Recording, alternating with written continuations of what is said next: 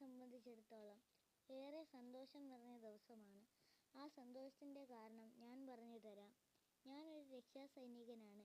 എൻ്റെ സഭയായ salvation army സഭയുടെ 162ാമത് സ്ഥാപകർ ദിനമാണിന്ന്. 162 വർഷങ്ങൾ. കാലചക്രം മുന്നോട്ടു നീങ്ങി, തലമുറകൾ മാറി. എന്നാൽ പൂർവികർ ഞങ്ങൾക്ക് നൽകിയ തിരുനാളം ഇന്നും അണയാതെ പ്രകാശിക്കുന്നു. 5 വൻകരകളിൽ, 134 രാജ്യങ്ങളിൽ, 175 ഭാഷകളിൽ, അതുപോലെ ലക്ഷക്കണക്കിന് ആളുകളുടെ ഹൃദയത്തിൽ ആ തീ അണയാതെ ജ്വലിക്കുന്നു. വിശക്കുന്നവന് അപ്പമായും, കരയുന്നവന് ആശ്വാസമായും, അറിവില്ലാത്തവന് അറിവായും, വഴിതെറ്റിയവന് വഴികാട്ടിയായും, ബലഹീനന് ബലമേകിക്കൊണ്ടും ആ സൈന്യം മുന്നോട്ടു പോകുന്നു. ഇന്ന് 162ാമത് സ്ഥാപകർ ദിനം ആഘോഷിക്കുമ്പോഴും പ്രാർത്ഥന കൊണ്ടും സമർപ്പണ മനോഭാവം കൊണ്ടും ഇങ്ങനെ ഒരു പ്രസ്ഥാനത്തിന് രൂപവും ഭാവവും നൽകിയ ജനറൽ വില്യം ബൂത്തിനെയും കാതറിൻ ബൂത്തിനെയും സ്നേഹത്തോടെ ഓർക്കുന്നു. രക്ഷാസൈന്യം എന്താണെന്ന് ഈ ബൈബിൾ വാക്യത്തിലൂടെ മനസ്സിലാക്കാം.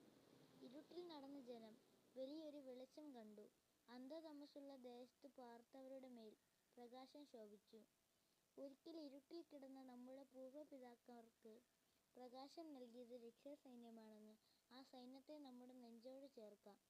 I will fight to the very end.